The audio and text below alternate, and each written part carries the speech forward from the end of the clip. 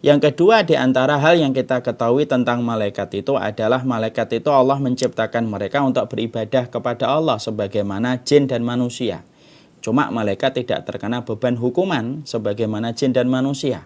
Kalau jin dan manusia terkena beban hukuman, makanya Allah memberikan kepada jin dan manusia itu adalah hisab yang Allah akan timpakan kepada mereka ketika nanti dikumpulkan di padang mahsyar. Beda dengan malaikat. Karena malaikat Allah tidak ciptakan dengan nafsu dan syahwat dan tidak memiliki kemaksiatan dan dosa, maka sesungguhnya kewajiban mereka hanya beribadah, mereka hanya bertasbih, mereka hanya bertahmid kepada Allah, tetapi mereka tidak melakukan dosa karena mereka tidak punya penanti. Mereka tidak punya komponen yang bisa menjerumuskan mereka kepada dosa dan kemaksiatan layaknya manusia dan jin. Makanya kemudian malaikat itu hanyalah bertasbih kepada Allah dan bertahmid setiap harinya kepada Allah dan melakukan sesuatu yang Selamat datang di channel Langkah Iman Istiqomah. Jangan lupa like, komen, dan subscribe. Dan semoga kita semua mendapatkan ilmu yang bermanfaat. Amin. Innal hamdalillah wassalatu wassalamu ala Rasulillah wa ala alihi wa sahbihi wa man tabi'ahum bi ihsan ila yaumil qiyamah. Kepada keluarga Islam Madinah dan seluruh para pemirsa keluarga-keluarga di antara keramaian umat, yang semoga kita semuanya dipanjangkan umurnya di dalam ketaatan dan ibadah, dan semoga pula kita senantiasa diberikan petunjuk pada jalan para kekasih Allah, dari para nabi, dari para rasul, dari para siddiqin, para syuhada, dan orang-orang solih yang mereka telah membaktikan ilmu dan amal mereka pada kehidupan, dan insya Allah mereka selamat pula dalam kehidupan akhirat. Kepada mereka kita mengarahkan kompas hati kita, dan kepada mereka kita mengarahkan kiblat hati kita. Semoga keselamatan pun akan menular dalam kehidupan kita di dunia dan di akhirat ketika kita berada pada jalan yang diridhai oleh Allah, yaitu adalah jalan Shiratal Mustaqim, jalannya para nabi, para rasul, dan orang yang cinta kebenaran. Tentunya kita senantiasa bersyukur kepada Allah atas apapun yang Allah berikan dalam kehidupan kita, dan yang kita senantiasa syukuri dalam perkara kecil ataupun perkara yang besar. Karena sesungguhnya kesyukuran kita kepada Allah Subhanahu wa taala merupakan bagian untuk memantaskan diri kita supaya kita mendapatkan pertolongan dari Allah Subhanahu wa taala. Tentunya kita faham yang kita risaukan dan kita sedihkan itu bukanlah ujian dan musibah. Karena sejatinya setiap manusia pasti akan mendapatkan sapaan dan ujian pada hidupnya. Tetapi yang kita risaukan adalah ketika nanti datang ujian dan musibah, kita tidak mendapatkan pertolongan dari Allah. Itulah yang kita risaukan dan itulah yang kita khawatirkan. Nah, inilah yang membuat kita dan menjadikan kita senantiasa menata hati, supaya jiwa kita selalu bersyukur kepada Allah, karena kesyukuran yang kita berikan pada setiap nikmat yang Allah berikan kepada kita dalam perkara kecil dan perkara besar, maka itulah yang akan menurunkan pertolongan Allah dalam kehidupan kita, sebagaimana Allah menurunkan air hujan bagi setiap makhluknya. Siapapun mereka yang gajinya UMR, tapi kalau mendapatkan pertolongan dari Allah, maka hidupnya akan tetap lapang. Siapapun yang kaya tetapi dia mendapatkan pertolongan dari Allah, maka sesungguhnya kekayaan yang dia miliki tidak akan membuat dia depresi dan frustasi. Seorang suami yang mendapatkan pertolongan Allah selalu mampu tersenyum di balik beratnya ujian yang dia hadapi dalam keluarganya. Dan setiap istri yang mendapatkan pertolongan dari Allah, tentunya dia tidak akan pernah putus asa untuk membaktikan dirinya pada suaminya supaya dia mendapatkan ridho dari suaminya. Inilah yang menjadikan kita mengetahui perbedaan satu manusia dengan manusia yang ada di sekitarnya itu cuma satu. Apakah dia itu mendapatkan pertolongan Allah ataukah tidak. Dan tidak ada yang kita harapkan dalam kehidupan kita yang singkat, yang bertabur dengan ujian, kesulitan, dan musibah yang terus-menerus datang dalam bilik kehidupan kita, kecuali yang kita harapkan adalah semoga Allah hadirkan pertolongan di balik ke setiap kesyukuran kita kepada Allah Subhanahu wa taala. Kepada Allah kita bersyukur dan kepadanya kita menggantungkan segala urusan kehidupan kita. Bukan bahagia yang menjadikan kita bersyukur, tetapi bersyukurlah pasti kita akan dibahagiakan oleh Allah Subhanahu wa taala. Seluruh jamaah yang semoga Allah rahmati. Tentunya kita faham bahwasanya hari ini masa yang kita lewati dan masa yang kita hidup di dalamnya merupakan masa yang cukup berat. Dan inilah masa yang disebut oleh para ulama dengan masa fitnah. Dan masa fitnah itu bukan sesuatu yang ringan. Masa fitnah itu hidup di dalamnya untuk menjaga kebenaran dan keimanan itu bukan perkara yang sifatnya gampang, tetapi memerlukan banyak perjuangan dan memerlukan banyak pengorbanan. Makanya sampai kita menjumpai perkataan Rasulullah di awal-awal dulu kita membahas kitab At-Tadhkirah, Rasulullah sampai mengabarkan kepada kita kalau kita hidup pada masa-masa fitnah, saking beratnya masa itu untuk kita menjaga keimanan dan kebenaran, sampai-sampai kita diperbolehkan untuk meminta mati. Maksud dari perkataan Nabi meminta mati adalah salah satunya adalah untuk menggambarkan kepada kita bahwasanya kematian itu terkadang pada masa fitnah, terkadang lebih ringan daripada ujian yang dihadapi oleh orang yang hidup. Makanya Rasulullah sampai mengatakan dalam hadis yang sahih, riwayat Tirmidzi, ketika Nabi bersabda, badiru bil mauti sittan, bergegaslah kalian itu untuk beramal sebelum kalian menjumpai 6 perkara.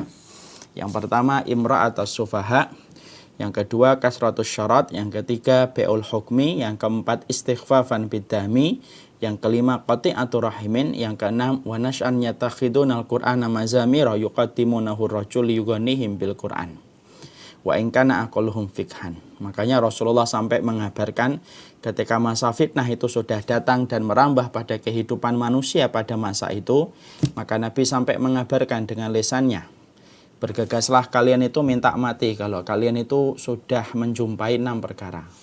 Artinya meminta mati itu artinya bukan betul-betul hakikatnya minta mati, tapi untuk mengabarkan betapa beratnya kehidupan iman pada masa itu. Itulah yang dimaksudkan oleh perkataan Rasul. Maka Nabi mengatakan bahwasanya kalau kalian sudah melihat 6 perkara. 6 perkara itu apa? 1. Orang-orang yang mereka itu menjadi pemimpin tetapi tidak pernah mengetahui tentang kitabullah dan sunnah, dan mereka bodoh terhadap kitabullah dan sunnah. Yang kedua, wa kasratus syarat, yaitu adalah banyaknya orang-orang yang mereka membantu kezaliman dengan memakai cemeti dan cambuk yang mereka miliki.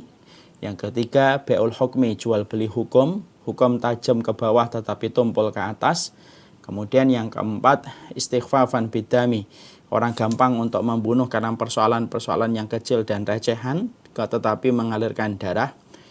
Kemudian qati'atur rahimin, yang kelima, yaitu adalah masa ketika orang gampang putus silaturahmi hanya karena masalah-masalah yang tidak penting dan bukan krusial. Dan yang keenam, kalian mendapati orang-orang itu menyanyikan Al-Quran dengan alat musik walaupun yang menyenandungkan tidak mengerti apa yang dia senandungkan ketika dia mengucapkan itu. Maka Rasulullah sampai beliau mengatakan, kalau setiap manusia sudah menjumpai 6 perkara ini, maka hendaklah mereka itu betul-betul memegang kebenaran dengan kuat. Karena ujian yang dihadapi itu sangatlah berat. Cobaan yang dihadapi itu sangatlah sulit dan sukar. Dan inilah yang menjadikan kita senantiasa tetap ingin sekali untuk mengkaji tentang masalah perkara apa yang bisa mengkuatkan hati kita. Supaya dengan kuatnya hati kita inilah beratnya masa fitnah itu mampu kita lewati dengan apa yang Allah perintahkan, yaitu adalah dengan memegang komitmen kebenaran. Dan memegang komitmen kebenaran itu memerlukan perangkat, yaitu adalah kekuatan jiwa dan kekuatan hati kita. Dan kita membahas kitab At-Tadhkirah, sebenarnya kitab ini bukan hanya kitab yang mengajarkan kita supaya kita memahami kematian, bukan hanya itu saja. Tapi sebenarnya kitab ini untuk mengkuatkan kita bahwasanya kehidupan kita ini ada 2. Ada kehidupan yang terbatas pada kehidupan di dunia ini, ada kehidupan yang kedua, yaitu adalah kehidupan yang kita akan temukan ketika kita berpindah ke alam barzah dan berpindah ke alam akhirat. Dan inilah yang menjadikan kita mempelajari kitab At-Tadhkirah, karena kitab ini sekali lagi bisa menjadi nutrisi bagi hati kita, sekali lagi bisa menjadi nutrisi bagi jiwa kita untuk mengkuatkan karakter keimanan kita pada hati dan jiwa kita. Karena hidup pada masa fitnah bukan sesuatu yang gampang, hidup pada masa fitnah bukan sesuatu yang ringan, tetapi sesungguhnya berat dan memerlukan kekuatan hati dan jiwa. Kepada Allah kita meminta pertolongan dalam segala urusan kehidupan kita. Setelah kita mempelajari itu, mari kita kemudian meneruskan. Bahwasanya kemarin kita telah membahas tentang persoalan antara jasad dengan ruh. Sebagaimana pembahasan yang kita jumpai dalam pembahasan yang disampaikan oleh Imam Qurtubi di dalam kitabnya At-Tadhkirah. Sekarang kita akan menuju pada halaman 260, yaitu adalah tentang masalah malaikat, yaitu adalah malaikat mungkar dan nakir. Inilah pembahasan yang kita akan jelaskan, dan pembahasan inilah yang ditulis oleh Imam Al-Qurtubi di dalam kitab At-Tadhkirah setelah beliau membahas tentang persoalan antara jasad dan ruh yang sudah kita bahas pada pertemuan kita yang sebelumnya. Sekarang kita buka yang pertama. Ketika kita membahas tentang masalah mungkar dan nakir, tentunya saya akan membahas secara umum dulu. Saya akan membahas tentang malaikat dulu secara umum, baru kita nanti akan membahas tentang masalah malaikat mungkar dan nakir. Yang pertama yang kita bahas adalah mengimani malaikat itu merupakan bagian dari keimanan. Dan ini merupakan pokok dari keimanan dan merupakan syarat sahnya keimanan. Makanya siapapun yang mereka tidak mengimani malaikat, maka sesungguhnya dia telah kufur dari agama Allah dan dia telah keluar dari agama Islam ketika dia tidak mengimani terhadap eksistensi keberadaan para malaikat yang Allah atur dan Allah terangkan di dalam kitabullah dan sunnah. Fadil. Makanya Allah kemudian menyampaikan pada surat An-Nisa 136, "Wa may yakfur billahi wa malaikatihi wa kutubihi wa rusulihi wal yaumil akhir faqad dhalla dhalalan ba'idah." Maka Allah kemudian menyampaikan pada surat An-Nisa 136, barang siapa yang kufur kepada Allah dan kufur kepada para malaikat dan kufur kepada kitab-kitabnya Allah dan para rasul-rasulnya Allah dan hari kemudian, maka sesungguhnya orang itu telah sesat sesat-sesatnya dan jauh dari petunjuknya Allah Subhanahu wa taala. Ini yang pertama. Jadi mengimani malaikat itu merupakan bagian dari pokoknya keimanan kita kepada Allah Subhanahu wa taala, itu adalah mengimani malaikat. Jadi malaikat itu walaupun tidak kelihatan oleh kasat mata, ketika malaikat itu tidak mampu kita lihat dengan mata telanjang, tetapi kita menggunakan fungsi iman, yaitu menjangkau sesuatu yang tidak bisa dijangkau oleh mata dan akal kita, bahwasanya malaikat itu ada dan kita wajib mengimaninya. Dan itulah yang Allah sampaikan pada surat An-Nisa 136. "Wa may yakfur billahi wa malaikatihi wa kutubihi wa rusulihi wal yaumil akhir faqad dhalla dhalalan ba'ida." Makanya kalau ada orang yang mengaku dirinya muslim tetapi dia tidak sama sekali mengimani tentang keberadaan malaikat karena mungkin logikanya, akalnya tidak mampu menjangkau tentang itu, maka sesungguhnya ini merupakan perkara yang bisa membatalkan keimanan dan membatalkan keislaman. Tentunya kita harus paham, kalau kita telah mengetahui bahwasanya mengimani malaikat itu merupakan bagian dari keimanan seorang hamba, maka tentunya ini merupakan perkara yang sudah disepakati para ulama. Berarti kita tidak boleh salah satunya ketika kita sudah mengimani para malaikat itu bercanda-canda lalu mengolok-ngolok dengan maksud bercanda tentang keberadaan malaikat. Ini sesuatu yang harusnya kita hindari. Karena apa? Karena sesungguhnya mengolok-ngolok tentang sesuatu yang menjadi pokok itu tidak diperkenankan di dalam akidah Ahlussunnah. Segala sesuatu ada aturannya. Bukankah main bola ada aturannya? Bukankah kita main basket ada aturannya? Maka sama ketika kita memiliki keimanan kepada Allah, maka sesungguhnya ada peraturannya. Ada aturan yang harus kita selalu perhatikan. Dan salah satu yang kita perhatikan ketika kita telah mengimani para malaikat, maka kita tidak diperkenankan untuk mempergunakan bahan olok-olokan kita dan bahan bercandaan kita, lalu menggunakan konten dan materinya dari malaikat-malaikat yang sejatinya harus kita imani dan harus kita agungkan, sebagaimana itu perintahnya datang dari Allah dan Rasulnya. Karena Masya Allah ya, kita hari ini sering sekali kita jumpai banyak orang itu mengolok-ngolok perkara-perkara pokok di dalam agama. Ada yang mengolok-ngolok sholat, ada yang mengolok-ngolok Rasulullah, bercanda, ada yang bercanda pula dengan malaikat. Mengatakan bahwasanya malaikat ini masih nganggur, ada malaikat yang tidak bisa melaksanakan tugasnya karena banyaknya orang yang menunggu di kuburan sampai malaikat mungkar dan nakir tidak bisa bertanya. Hal semacam itu harusnya kita hindari. Karena sesungguhnya apapun yang telah disepakati menjadi pokok perkara di dalam agama, salah satunya iman kepada malaikat, maka sesungguhnya tidak boleh bagi kita untuk bercanda pada masalah-masalah yang semacam itu. Nah, ini merupakan teguran buat saya, teguran buat siapapun, teguran bagi mereka yang masih suka dengan mungkin komedi, silakan bercanda. Rasulullah itu tidak pernah melarang kita bercanda. Tetapi bercanda itu ada aturannya. Bercanda itu ada petunjuk yang harus kita perhatikan. Salah satunya, jangan pernah bercanda menggunakan Allah, Rasulnya, dan menggunakan tentang kitabnya, dan pokok-pokok yang telah kita imani sebagaimana perintahnya itu datang dari Allah dan Rasulnya. Ya. Jadi ini yang pertama. Jadi mengimani malaikat itu merupakan bagian dari keimanan seorang hamba. Surat An-Nisa 136, "Wa may yakfur billahi wa malaikatihi wa kutubihi wa rusulihi wal yaumil akhir faqad dhalla dhalalan ba'ida." Ini yang pertama. Yang kedua yang kita harus mengerti tentang hal-hal yang berkaitan tentang malaikat. Ada beberapa poin yang kita harus pahami tentang malaikat.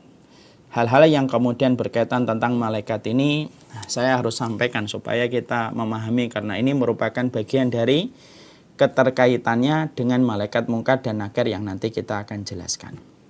Maka sesungguhnya ada beberapa poin yang kita harus mengerti ketika sudah membicarakan para malaikat. Para ulama lalu menyampaikan satu, malaikat itu merupakan salah satu makhluk di antara makhluk ciptaan Allah. Jadi malaikat itu bukan anak perempuannya Allah. Malaikat itu bukan keturunan-keturunannya Allah sebagaimana keyakinan yang dimiliki oleh orang-orang musyrik. Orang-orang musyrik itu mereka memiliki persepsi dan memiliki asumsi bahwasanya malaikat itu putri-putrinya Allah. Padahal kita faham bahwasanya Allah itu lam yalid wa lam yulad. Allah itu tidak beranak dan tidak pula diperanakkan. Malaikat itu merupakan makhluk-makhluknya Allah. Berarti kalau disebut makhluk, maka melekat sifat-sifat makhluk yang sesuai dengan penciptaan malaikat. Ada yang memiliki kemiripan dengan manusia. Contohnya malaikat pun mati, malaikat pun bisa dibangkitkan. Tetapi malaikat yang berbeda dengan manusia itu satu. Malaikat itu tidak terkena beban hukuman. Sebagaimana manusia terkena beban hukuman dalam setiap syariat yang Allah perintahkan bagi mereka. Tapi tetap malaikat itu merupakan bagian dari makhluk-makhluk yang Allah ciptakan, dan dia tidak mengetahui semua perkara dan dia tidak mengetahui semua ilmu kecuali apa yang Allah terangkan kepada mereka. Banyak kadang-kadang yang tidak menyadari ya, banyak manusia itu menganggap malaikat itu memiliki ilmu sebagaimana Allah. Salah. Tetap ilmunya malaikat itu tidak sama dengan ilmunya Allah. Makanya ketika malaikat itu diperintahkan pada waktu proses penciptaan Nabi Adam, malaikat itu ditanya sama Allah tentang benda-benda yang diperlihatkan kepada malaikat, dan malaikat tidak mampu menjawab. Ya. Lalu kemudian yang menjawab adalah Adam. Untuk menunjukkan kepada kita, malaikat itu pun ada beberapa hal yang terkadang tidak diketahui olehnya. Karena malaikat itu melekat pada penciptaannya. Malaikat itu makhluk. Malaikat itu makhluk, dan makhluk itu identik dengan kebutuhan dibandingkan ilmunya Allah yang tiada batas.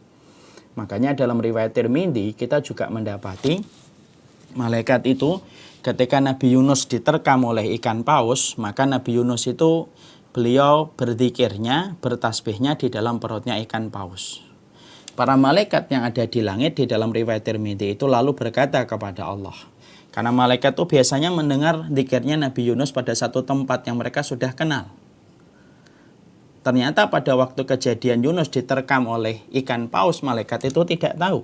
Malaikat lalu berkata dalam hadis itu yang diceritakan oleh Rasulullah, malaikat berkata yaitu kepada Allah, ya Allah, kami mendengar zikirnya Yunus pada tempat yang tidak biasanya dia berzikir. Nah, pada saat itulah Allah lalu menjawab, itulah zikirnya Yunus, di mana zikirnya dia berada pada perutnya ikan paus. Berarti apa yang kita jumpai? Di situ akhirnya kita menjumpai malaikat tidak mengetahui ketika Nabi Yunus diterkam oleh ikan paus sampai Allah yang memberitahukan kepada malaikat itu. Untuk menunjukkan kepada kita bahwasanya malaikat itu dia tetap menjadi manusia dan tetap dia itu adalah seorang makhluk. Maaf, ini ada banyak yang ngecat, katanya nggak kelihatan gambarnya ya. Pak Dewa?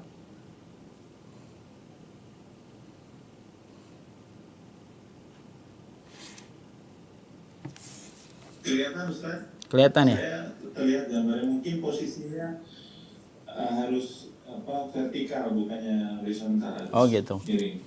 Terlihat Ustaz. Alhamdulillah. Ya udah. Kita lanjutkan. Yang kedua di antara hal yang kita ketahui tentang malaikat itu adalah malaikat itu Allah menciptakan mereka untuk beribadah kepada Allah sebagaimana jin dan manusia. Cuma malaikat tidak terkena beban hukuman sebagaimana jin dan manusia. Kalau jin dan manusia terkena beban hukuman, makanya Allah memberikan kepada jin dan manusia itu adalah hisab yang Allah akan timpakan kepada mereka ketika nanti dikumpulkan di padang mahsyar. Beda dengan malaikat. Karena malaikat Allah tidak ciptakan dengan nafsu dan syahwat dan tidak memiliki kemaksiatan dan dosa, maka sesungguhnya kewajiban mereka hanya beribadah, mereka hanya bertasbih, mereka hanya bertahmid kepada Allah, tetapi mereka tidak melakukan dosa karena mereka tidak punya penanti. Mereka tidak punya komponen yang bisa menjerumuskan mereka kepada dosa dan kemaksiatan layaknya manusia dan jin. Makanya kemudian malaikat itu hanyalah bertasbih kepada Allah dan bertahmid setiap harinya kepada Allah dan melakukan sesuatu yang diperintahkan oleh Allah Subhanahu wa taala. Ini yang kedua. Yang ketiga yang kita harus mengerti tentang malaikat, malaikat itu makhluk hidup. Dia berakal, dia mampu berbicara. Dan sesungguhnya malaikat itu juga memiliki rasa cinta dan memiliki rasa benci. Dia juga berbicara. Bahkan kemudian dia juga memiliki rupa, tetapi rupa yang disesuaikan dengan malaikat itu. Dan malaikat itu juga memiliki rasa cinta sebagaimana malaikat itu memiliki rasa benci. Mungkin ada yang tanya, mana dalilnya Ustadz malaikat itu memiliki rasa cinta? Dalilnya banyak. Salah satunya dalam hadis riwayat Muslim ketika Rasulullah SAW mengabarkan kepada kita. Dalam hadis riwayat Muslim bahwasanya Rasulullah mengabarkan innallaha idza ahabba 'abdan ta'a Jibrila faqala ya Jibrilu inni uhibbu fulanan fa ahibbuhu fayuhibbuhu fayunati fi ahli sama innallaha yuhibbu fulanan fa ahibbuhu fayuhibbunahu wa yad'u lahul qabulu fil ardi. Maka Allah itu, Rasulullah menceritakan Allah itu kalau jatuh cinta kepada hambanya terhadap amal ketaatan yang dikerjakan oleh hamba itu, maka Allah itu tidak menyembunyikan rasa cintanya Allah kepada hamba itu. Allah panggil malaikat Jibril yang disebut dengan Ruhul Amin, malaikat yang paling mulia. Maka kemudian Allah berkata kepada malaikat Jibril, ya Jibrilu, inni uhibbu fulanan. Hei Jibril, aku ini jatuh cinta kepada fulan. Disebutkan namanya, disebutkan di mana tempat tinggalnya, dan disebutkan amal soleh apa yang membuat Allah jatuh cinta kepada hamba itu. Lalu Allah memberikan amaran dan perintah. Fahibbuhu, cintailah dia wahai Jibril. Maka Jibril kemudian fayuhibbuhu, disebutkan dalam riwayat itu fayuhibbuhu, Jibril mencintai orang yang dicintai oleh Allah.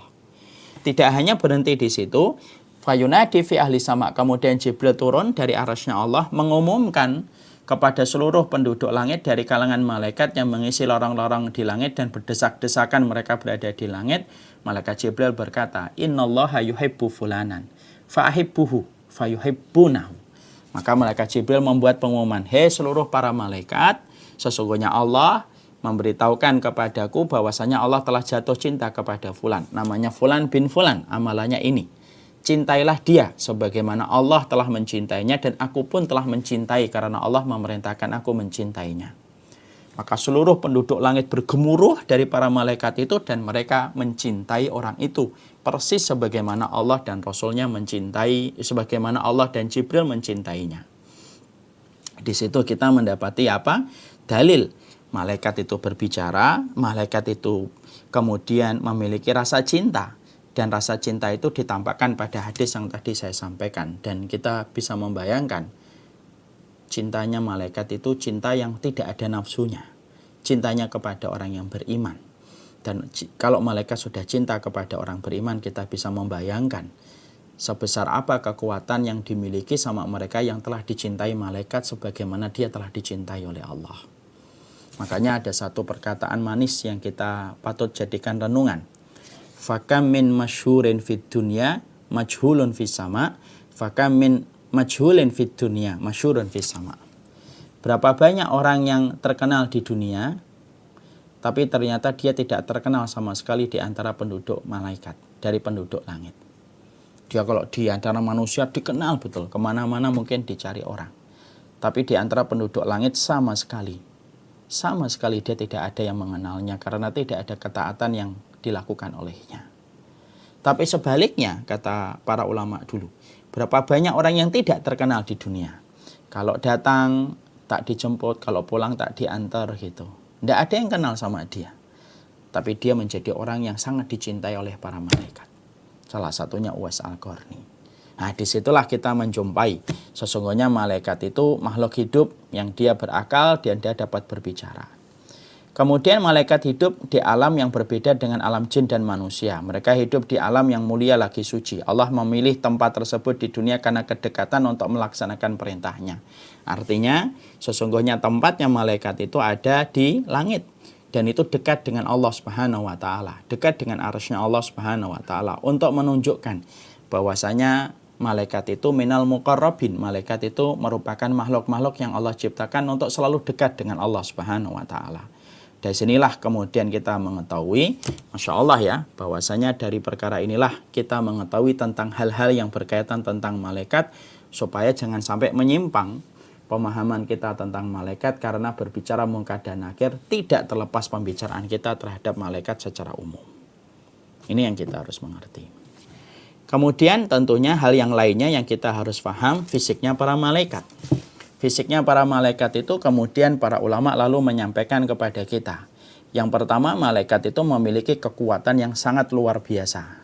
Sebagaimana di dalam surat At-Tahrim, alaiha giladun malaikatun syidadun la ya'sunallaha ma amarahum wa yaf'aluna ma yu'marun. Di atas neraka itu ada para malaikat yang kasar, keras, dan tidak ada yang mendurhakai Allah terhadap apa yang diperintahkan oleh Allah, dan mereka selalu mengerjakan apa yang diperintahkan. Saking kuatnya para malaikat itu, maka sampai batu-batu di neraka pun tidak akan membuat mereka kesakitan. Sampai api pun tidak membuat mereka kesakitan. Sampai tingkat adab yang pedih pun tidak akan membuat mereka kesakitan. Karena apa? Karena malaikat itu sejatinya mereka diciptakan oleh Allah dengan kekuatan yang jauh berjuta-juta kali lipat daripada kekuatan yang dimiliki oleh manusia. Ya, itulah malaikat. Makanya kalau sampai bercanda dengan malaikat itu sebenarnya kita tidak tahu kepada siapa kita sedang bercanda. Saya jadi ingat dulu saya waktu kecil ya, agak kurang benar, moga-moga Allah ngampuni saya. Dulu saya kalau mendengar kilat dan guntur, gemuruh guntur kilat gitu, halilintar gitu, saya berkata ini malaikat sedang bermain kelereng ini. Nah, ini tentunya hal semacam ini tidak diperkenankan bercanda atas nama malaikat. Tentunya kita paham halilintar, kemudian kilat itu sebenarnya adalah para malaikat yang sedang bertasbih kepada Allah Subhanahu wa Ta'ala. Makanya Masya Allah sampai kita mendapati salah satu sunnahnya kita kalau doa itu apa? Kalau mendengar kilat itu, Subhanalladzi yusabbihu ra'du bihamdihi wal malaikatu min khifatihi. Maha suci Allah yang dengan maha suci Allah yang para malaikat dan para petir itu bertasbih kepadanya karena takutnya mereka kepada Allah. Nah, itu menjelaskan kepada kita tentang kekuatan yang dimiliki oleh para malaikat itu luar biasa. Itulah kekuatan para malaikat. Yang kedua, para malaikat itu mereka tidak makan dan mereka tidak minum. Nah, sebagaimana kisah yang kita jumpai ketika mereka datang kepada Nabi Ibrahim. Hal ataka hadisu dhaifi Ibrahim al-mukramin iddakhalu alaihi faqalu salama qala salamun qaumun munkarun. Faragha ila ahlihi faja'a bi ijlin samin faqarrabahu ilaihim qala la ta'kulun fa'ujasa minhum khifatan qalu la takhaf. Jadi ketika malaikat itu mendatangi Nabi Ibrahim, maka dalam bentuk manusia, berarti malaikat itu bisa berwujud kepada wujudnya manusia. Sebagaimana malaikat datang kepada Nabi Lot, sebagaimana malaikat datang kepada Nabi Ibrahim, sebagaimana malaikat pernah datang kepada Rasulullah ketika bertanya tentang apa itu iman, apa itu ihsan, apa itu Islam. Berarti malaikat itu berwujud manusia. Dan sesungguhnya para malaikat itu mereka tidak makan dan minum walaupun mereka berwujud manusia. Makanya dalam kisah Ad-Dariyah salah satu kisah terbaik itu ketika Nabi Ibrahim didatangi malaikat, maka Nabi Ibrahim itu langsung keluar dari rumahnya dan kemudian Nabi Ibrahim langsung menyembelih sapi, Masya Allah. Ya, itu menunjukkan bagaimana Nabi Ibrahim itu memuliakan tamu. Ketika sudah dihidangkan, didekatkan kepada tamu itu dan Nabi Ibrahim itu tidak tahu kalau itu malaikat. Berarti kita juga harus paham, kita tidak boleh memastikan orang itu malaikat dan tidak. Karena Nabi Ibrahim aja tidak tahu bahwasanya yang datang kepadanya itu malaikat. Tapi apakah malaikat itu masih turun dalam bentuk manusia sekarang? Maka para ulama mengatakan iya, malaikat itu masih diturunkan dalam bentuk manusia kepada apa yang Allah perintahkan pada kondisi yang Allah kehendaki. Tapi kita tidak pernah tahu malaikat itu yang mana. Kadang-kadang ada orang kisah habis ngasih, tiba-tiba dikasih orang, ketika dia melihat ke belakang orang itu sudah tidak ada. Bisa jadi itu malaikat, tapi memastikan tentunya tidak boleh. Karena apa? Karena Nabi Ibrahim yang menjadi Khalilur Rahman aja tidak tahu kalau yang datang kepadanya itu malaikat.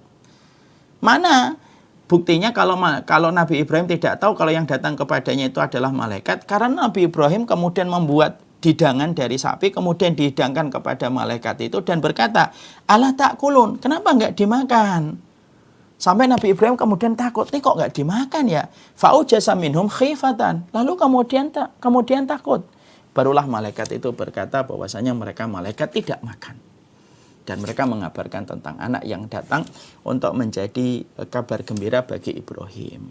Siapa itu? Yaitu adalah Ishak bagi Nabi Ibrahim yang menjadi saudara dari Nabi Ismail. Nah, itu di situ kemudian kita mendapati, Masya Allah, sesungguhnya para malaikat itu mereka tidak makan dan mereka tidak minum. Yang ketiga, malaikat itu memiliki sayap dan jumlah sayap itu hanya Allah yang tahu. Kita menjumpai dalam surat Fatir ayat yang pertama, Alhamdulillahi fatiris samawati wal ardi ja'ilil malaikati rusulan uli ajnihatin masna wa sulasa wa ruba.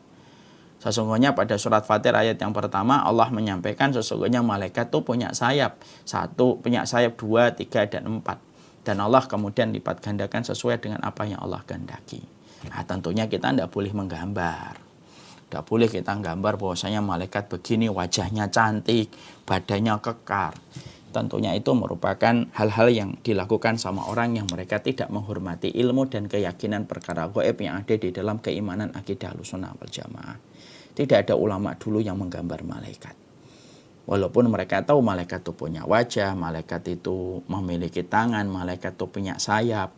Semua itu memang ada, tetapi sesuai dengan kemahabesaran, sesuai dengan keagungan yang dimiliki oleh malaikat yang berbeda dengan manusia. Ya, makanya Masya Allah, sesungguhnya pertolongan dari malaikat itu masih senantiasa turun pada kehidupan manusia. Dan kita harus mengerti. Salah satu tugasnya malaikat itu apa? Selalu memberikan perlindungan bagi orang yang mereka bertakwa dan beriman kepada Allah dengan sebenar-benarnya. Inilah kemudian tentang malaikat. Nah, tentunya jumlah malaikat itu banyak. Dan jumlahnya yang mengetahui itu hanyalah Allah Subhanahu wa Ta'ala. Wa ma ya'lamu junada rabbika illa huwa. Tidak ada yang tahu tentang tentara-tentara Allah dari para malaikat itu kecuali adalah Allah Subhanahu wa Ta'ala. Adapun yang disampaikan oleh Allah kepada kita, Munkar, Nakir, Raqib, Atid, Israfil, Jibril, Mikail itu hanya beberapa. Tapi yang disebutkan itu tidak mewakili semuanya. Karena ada malaikat-malaikat yang lain. Contoh, ketika Nabi diusir dari Taif, dilempari batu. Bukankah ada malaikat penjaga gunung yang berkata kepada Rasulullah SAW, apakah engkau berkenan kalau aku balikkan gunung ini untuk penduduk Taif ya Rasulullah? Bukan disebutkan dalam hadisnya kan, malakul jabal. Disebutkannya itu malaikat gunung. Ya. Tapi tidak disebutkan dengan namanya. Berarti betul di dalam surat Al-Mudaththir, sesungguhnya tidak ada yang tahu tentang tentara Allah dari para malaikat kecuali adalah Allah. Apa yang Allah sampaikan, beberapa namanya, tidak mewakili semua malaikat itu. Nah, berarti malaikat itu jumlahnya berapa Ustaz? Hanya Allah yang tahu. Dan jumlah itu adalah jumlah yang luar biasa banyak dan lebih banyak daripada jumlah manusia itu sendiri. Nah, itu yang kita harus paham. Saya pernah ditanya gini, Ustaz, kalau malaikat sudah sedemikian banyaknya dan selalu mendampingi Rasulullah setiap waktunya, kenapa Rasulullah tidak langsung dimenangkan saja ketika pertama kali berdakwah di kota Mekah, langsung diturunkan satu malaikat selesai untuk melumat semua orang yang membantah Nabi ketika beliau itu berada di kota Mekah ketika berdakwah. Pertanyaan ini sering ditujukan kepada ulama dan para ulama untuk kemudian menjawab. Kalau malaikat itu langsung melumat musuh-musuhnya Allah ketika Nabi Muhammad berdakwah ketika di Mekah, langsung dibantu oleh malaikat satu saja, yang itu kecil bagi mereka untuk meluluh lantakkan semua kekuatan orang Quraisy di kota Mekah. Yang pertama, kita nanti tidak akan pernah tahu bagaimana metode berjuang kalau Rasulullah tidak melewati berbagai macam kesulitan di dalam perjuangan ketika menyampaikan dakwah kebenaran ini kepada manusia. Yang kedua, kalau kemudian satu malaikat langsung diturunkan untuk menghancurkan semua musuhnya Allah dan itu mudah bagi Allah. Yang kedua, kita mungkin tidak akan mengenal nama-nama para sahabat yang beriman beberapa tahun setelah dakwah itu disampaikan baru beriman. Karena apa? Karena bisa jadi pertama langsung mendapatkan adab kalau kemudian malaikat langsung diturunkan. Nah, disitulah kita harus paham betul memang malaikat itu melindungi orang yang beriman. Tapi malaikat itu ketika melindungi orang yang beriman, mereka tidak mempergunakan seluruh kekuatannya. Kenapa? Karena itu merupakan bagian dari sesuatu yang harus menurut kehendaknya Allah. Kenapa malaikat tidak menggunakan semua kekuatannya untuk melindungi orang yang beriman? Nanti akhirnya tidak ada sebuah nilai kesabaran pada perjuangan kalau malaikat yang turun tangan. Nah, disitulah kita akhirnya paham bahwasanya malaikat itu ketika membantu orang yang beriman, ketika menolong orang yang bertakwa, itu hanya mempergunakan seujung kuku dari kekuatannya. Dan tidak memakai seluruh kekuatannya. Kalau memakai seluruh kekuatannya, seluruh para manusia itu langsung luluh lantak dan lumat ketika mereka menjadi musuhnya Allah dan kebenaran. Ini yang kita harus paham. Setelah kita kemudian mengetahui tentang malaikat ini, mari kita membahas tentang Munkar dan Nakir. Di antara nama malaikat yang disebutkan di dalam hadis, dari apa yang disampaikan oleh Rasulullah SAW dalam sebuah riwayat, yaitu adalah riwayatnya dari riwayat Tirmidzi, yaitu adalah malaikat yang bernama Munkar dan Nakir. Nah, tentunya malaikat Munkar dan Nakir ini kita harus paham. Malaikat Munkar dan Nakir itu namanya yang memberikan adalah Allah. Maka kita mengikuti apa yang disampaikan oleh Allah. Dan kemudian ada beberapa sifat yang diterangkan oleh Allah, oleh Rasulullah ketika membicarakan tentang Munkar dan Nakir. Makanya salah satu hal yang kita harus paham, Munkar dan Nakir itu berwarna biru dan berwarna, yaitu adalah berwarna biru dan hitam. Jadi Munkar dan Nakir itu di antara mereka ada yang berwarna hitam, di antara mereka ada yang berwarna biru. Ya, yang mana yang biru dan mana yang hitam tidak dijelaskan secara terperinci. Ketika kita membaca dalam satu riwayat Rasulullah SAW dalam hadis riwayat Tirmidzi, "Idza kubiral mayyitu aw qala ahadukum atahu malakani aswadani asraqani yuqalu li ahadihima al-munkar wal akhir an-nakir." Ya. Rasulullah SAW menyampaikan apabila mayat itu sudah dikuburkan, ya, maka sesungguhnya dia akan didatangi dua malaikat hitam dan biru, salah satunya Munkar dan yang lainnya adalah Nakir. Nah, itu disebutkan bahwasanya Munkar dan Nakir itu berwarna hitam dan biru. Birunya biru apa, Ustadz? Biru muda atau biru dongker, biru laut atau biru apa yang lainnya, gradasi. Allah yang tahu. Hitamnya hitam apa? Hitam pekat atau hitam apa? Hitam metalik atau apa? Hanya Allah yang tahu.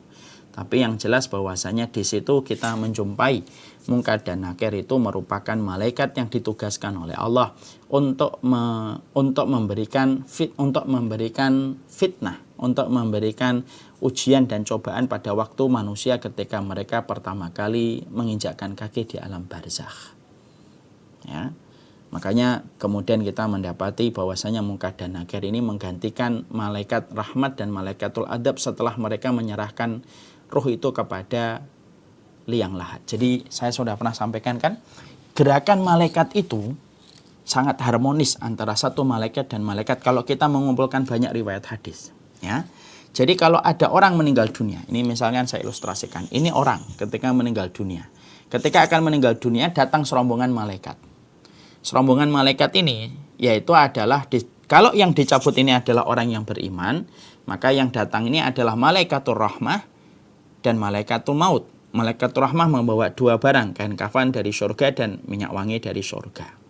Yang turun yaitu malaikat maut. Ini sudah sering saya sampaikan. Yang turun malaikat maut. Malaikatur rahmah itu tetap duduk fajalasu ingda mudil basar, kata Rasulullah dalam riwayat Bara' bin Azib. Dia tetap duduk sepanjang mata orang yang akan meninggal dunia itu memandang.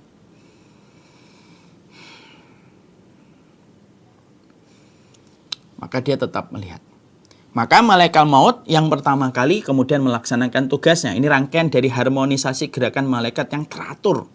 Dan mereka betul-betul teratur mereka. Dicabut tugas yang pertama kali, yang melaksanakan tugasnya malaikat maut. Tek, dicabut. Ya, setelah dicabut, selesai tugasnya malaikat maut. Lalu kemudian yang menyambut ruhnya, karena ruh sudah berpisah dari jasadnya, kemudian yang menyambutnya adalah malaikat rahmat. Lalu dikafani dengan kafan dari surga, kemudian dikasih minyak wangi dari surga. Naik ke langit pertama, langit yang kedua, langit yang ketiga, langit yang keempat, kelima, enam, tujuh. Berhenti di tujuh. Lalu kemudian Allah menyampaikan kepada malaikat rahmah, A'idhuhu ilal ardi. Kembalikan dia ke bumi, karena di sini aku menciptakan dan di situ akan membangkitkan kembali kedua kalinya. Malaikat rahmah membawa kembali seteruh itu. Dari asalnya dari bawah ke atas, balik lagi ke bumi. Lalu kemudian disemayamkan dan disatukan kembali dengan jasadnya. Di pertemuan kemarin kita sudah bahas.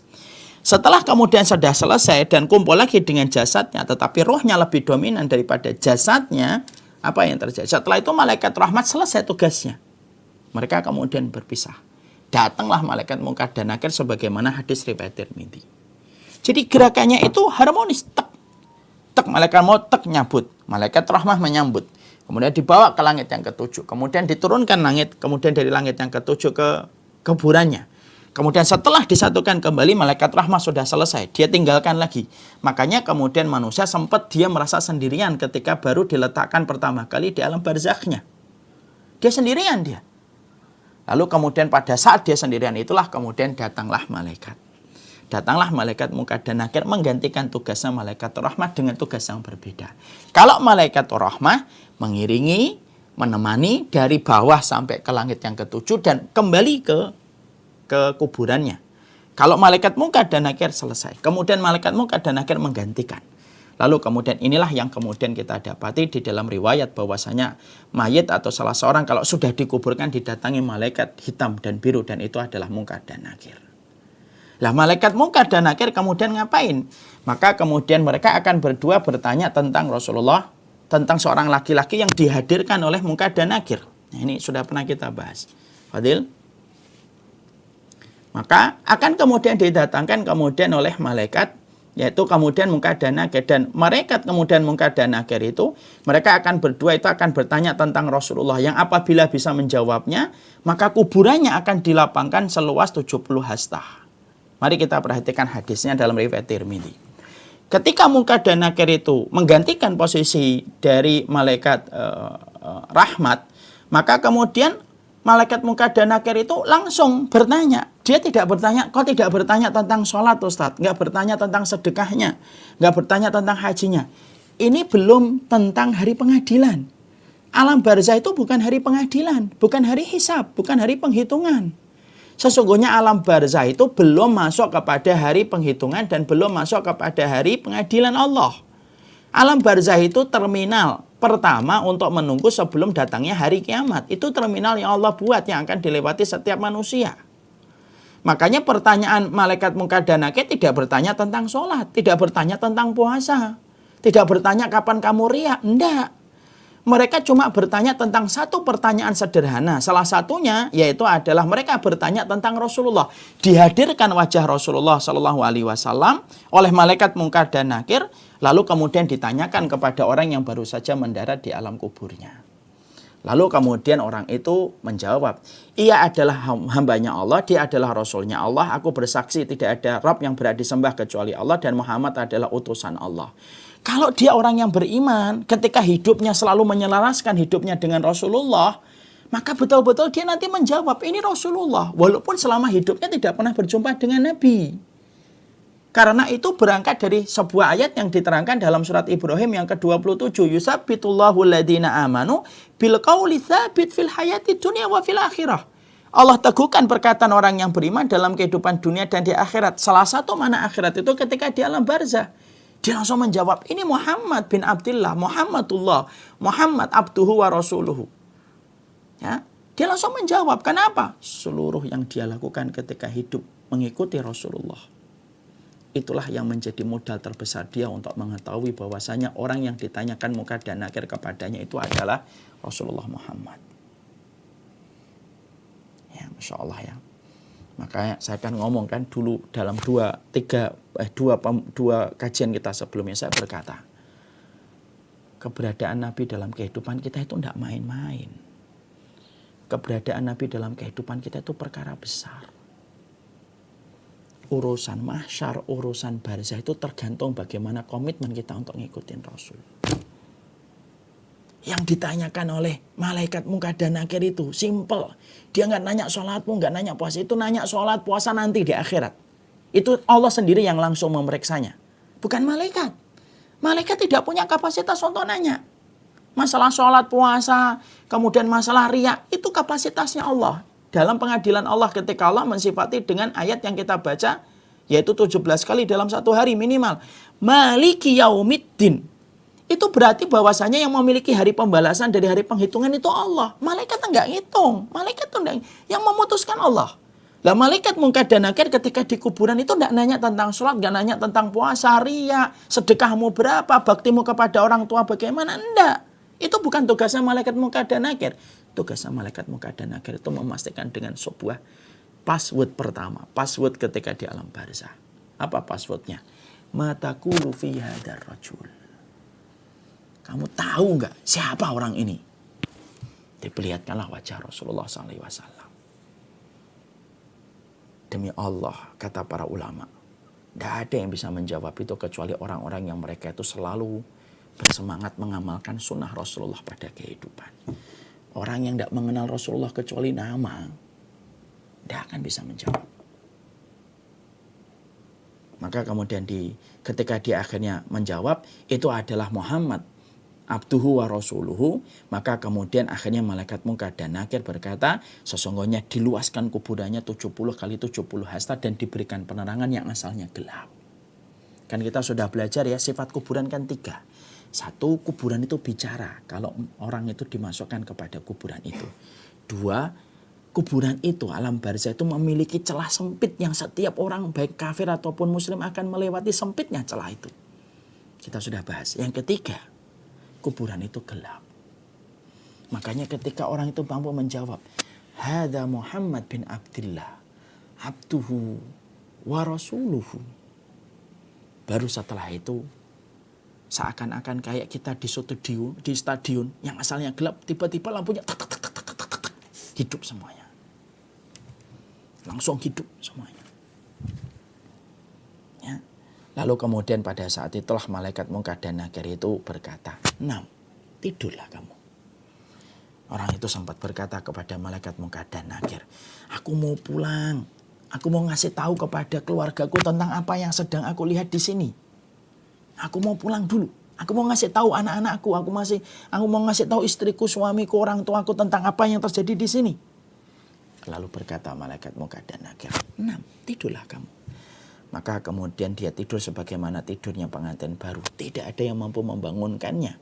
Kecuali orang yang paling dia cintai sampai kemudian Allah membangkitkannya dan kemudian membangkitkannya dari tempat tidur itu. Nah, disinilah kita akhirnya memahami. Tugasnya malaikat munkar dan nakir itu memastikan bahwasanya kita ini dulunya ketika hidup tuh ngikutin sunnah Rasul atau enggak. Makanya pertanyaannya sederhana. Matakulu fi hadar rajul. Kamu tahu nggak siapa laki-laki yang kutanyakan kepada kalian ini? Allahumma sholli wa sallim ala nabiyina Muhammad. Dan itu menunjukkan betapa besarnya porsi kedudukan Rasulullah dalam kehidupan orang yang beriman. Lanjutkan. Siapa yang tidak mampu menjawab? Para ulama mengatakan yang tidak menjawab 3. Munafik. Munafik itu apa? Munafik itu dohirnya Islam tapi hatinya nggak suka dengan syariatnya Rasulullah. Dohirnya Islam tapi tidak suka dengan caranya Nabi dalam hidup. Dohirnya Islam tapi tidak suka dengan cara Rasulullah mengatur kehidupan kita selaku manusia. Dia hanya mengambil ajaran Nabi sesuai dengan apa yang dia mau. Yang kedua, musyrik. Yang ketiga, orang kafir. Mari kemudian kita lihat bagaimana hadisnya. Apabila kemudian dia tidak mampu mengetahui fadil, kalau kemudian dia tidak mengetahui tentang Rasulullah SAW, maka kemudian dijawab oleh malaikat. Apabila yang meninggal itu adalah orang munafik, Maka yang menjawab, aku mendengar orang itu mengatakan, aku pun mengikuti tapi saya tidak tahu. Dia akan berkata, saya pernah mendengar fulan ngomong fulan tapi saya nggak ngerti siapa ini. Karena memang dalam hidupnya tidak pernah sama sekali ada memori-memori yang dia lakukan ketika ngikutin Rasul. Kan saya sudah sampaikan dalam 2 pertemuan sebelumnya. Umatnya Nabi itu 2. Ada umatnya Nabi secara historis, ada umatnya Nabi secara syar'i. Ada umatnya Nabi secara historis itu apa? Siapapun orang yang mengaku dirinya muslim, lalu dia lahir setelah lahirnya Rasulullah, maka dia disebut sebagai umatnya Nabi secara historis. Tapi belum secara syar'i. Umatnya Nabi secara syar'i itu siapa? Umatnya Nabi yang mereka berislam setelah Rasulullah, lahirnya setelah Rasulullah SAW meninggal dunia, dia berislam, dia beriman, dia ngikutin Rasulullah dalam kehidupannya, itulah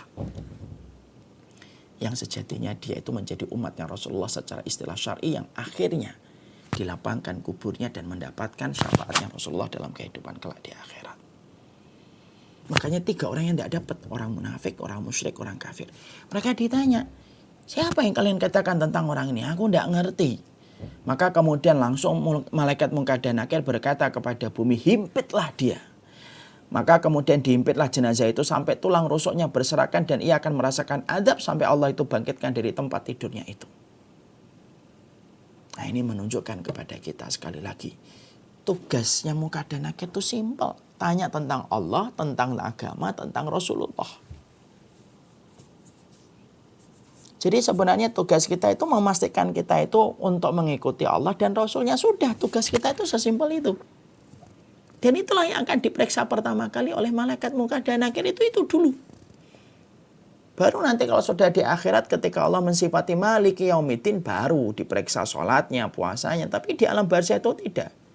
Diperiksa dulu apakah dia itu dulu kenal dengan Rasulullah ketika mengikuti Rasulullah dalam hidupnya ataukah tidak. Makanya saya sering menyampaikan dalam banyak kesempatan. Kita ini bapak dan ibu, kalau beda dengan orang satu RT, Allah nggak akan nanya kenapa kita beda dengan orang satu RT. Kita ini kalau kemudian berbeda dengan orang satu negara, Allah nggak akan nanya, kenapa kamu beda dengan orang satu negara? Allah nggak akan nanya. Kalau kita berbeda dengan orang satu separuh bumi, Allah nggak akan nanya, kenapa kita berbeda dengan orang separuh bumi. Tapi kalau kita berbeda dengan satu orang dan orang itu adalah Rasulullah, kita pasti akan ditanya. Dimulai dari pertanyaan Munkar dan Nakir kepada kita, belum pertanyaan Allah nanti dalam kehidupan akhirat. Makanya kan sampai kita menjumpai di dalam surat Furqan kan, apa penyesalan orang yang paling besar ketika di akhirat? Allah sampaikan pada surat Furqan, wa yauma ya'uddu dzalimu 'ala yadihi yaqulu ya laitani takhadtu ma'a rasuli sabila. Orang-orang itu yang nyesal banget itu, mereka itu menggigit jari mereka sambil berkata, coba dulu kami ngikutin Rasul. Coba kami ngikutin Rasul.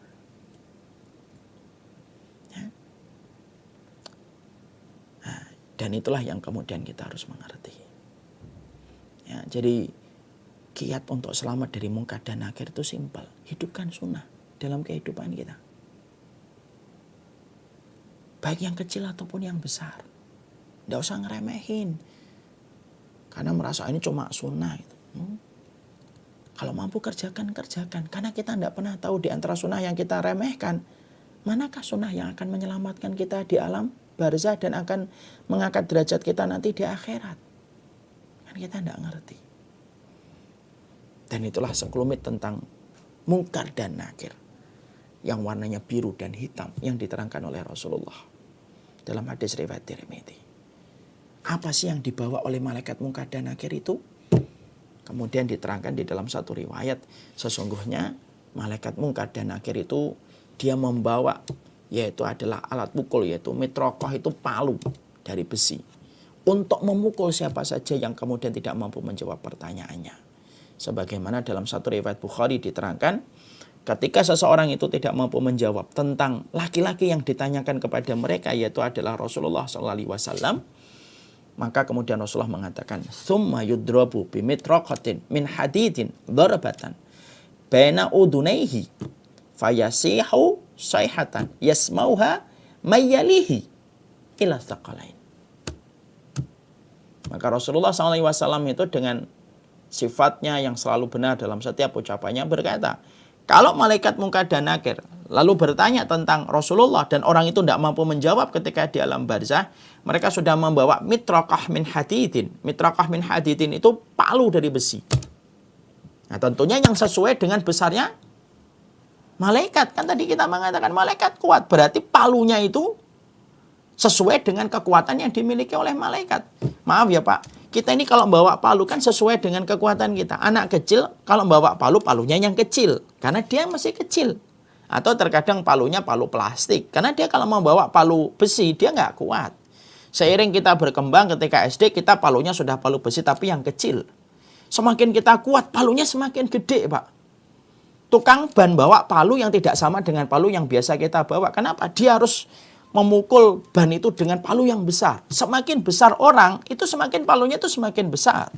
Kalau kita tadi diterangkan di awal-awal bahwasanya malaikat itu gede, berarti palunya jangan difahami dengan palunya kita. Tapi palu yang sesuai dengan fisiknya malaikat itu.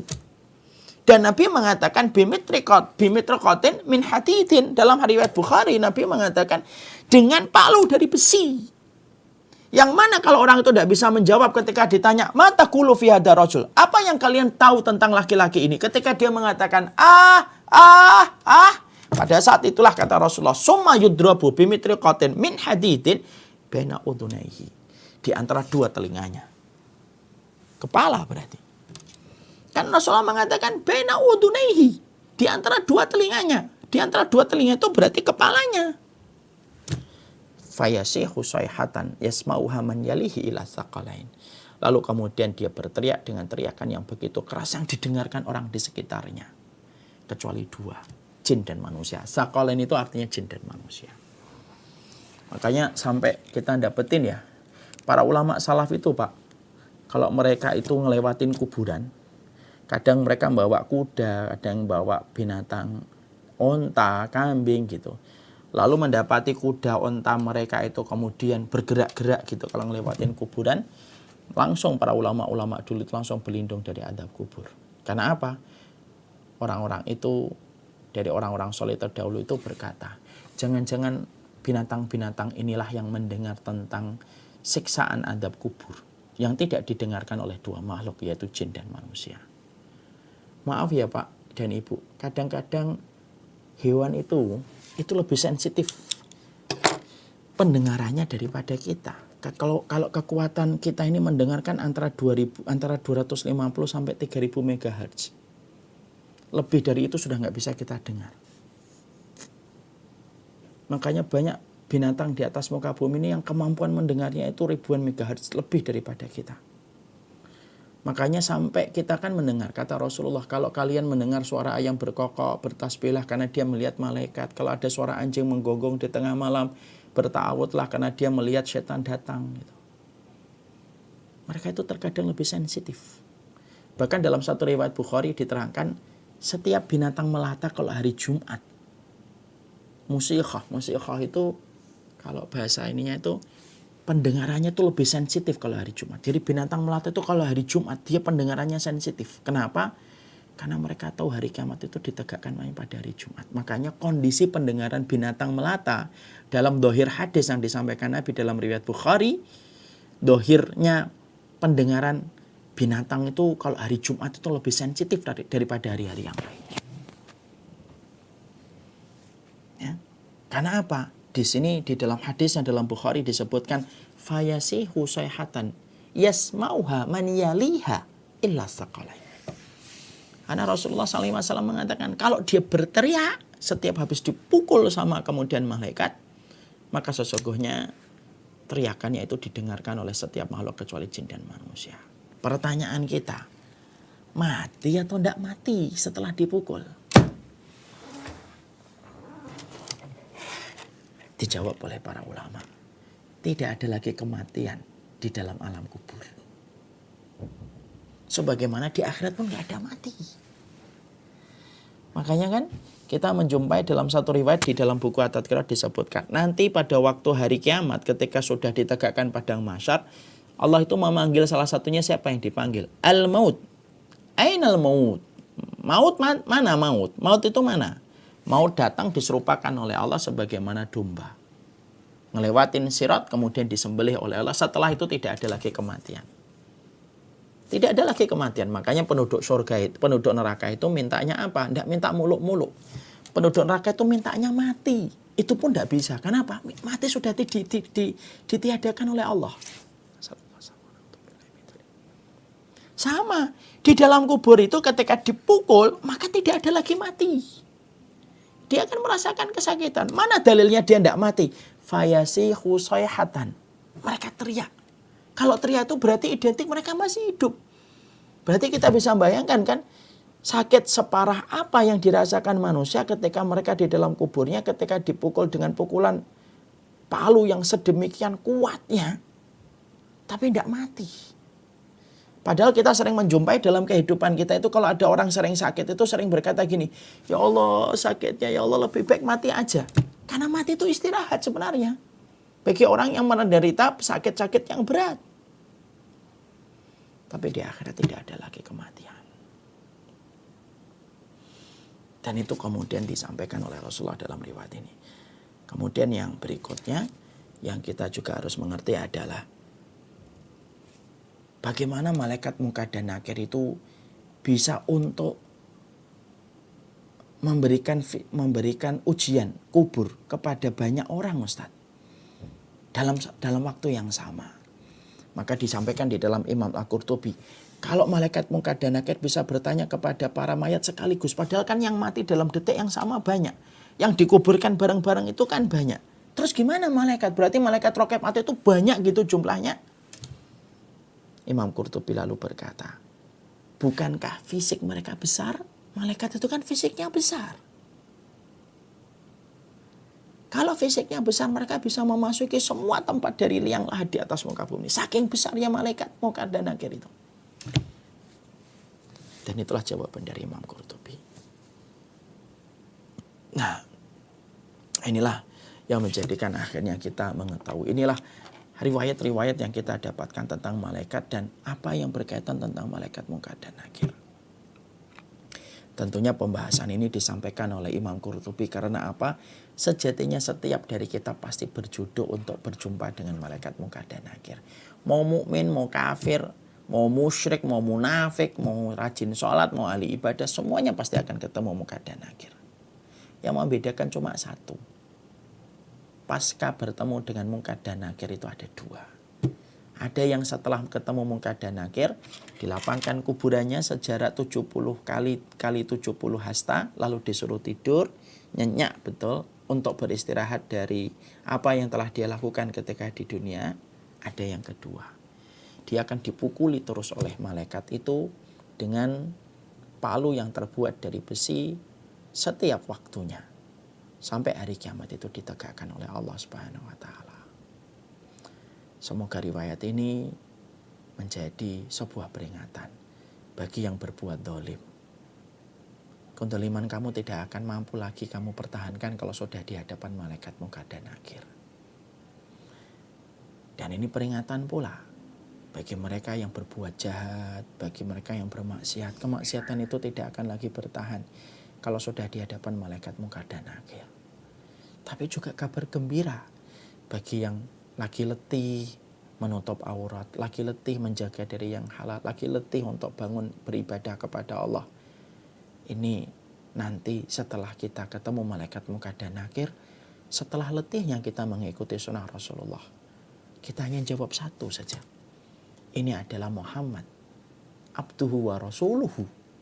Maka jawaban itulah yang akan membuat kita istirahat, sebagaimana pengantin yang baru tidur, sampai nanti hari kiamat ditegakkan oleh Allah Subhanahu wa Ta'ala. Wassallallahu ala nabiyina Muhammad. Semoga yang menyampaikan adalah orang yang paling berhak untuk mengambil ibrah dari apa yang dia sampaikan.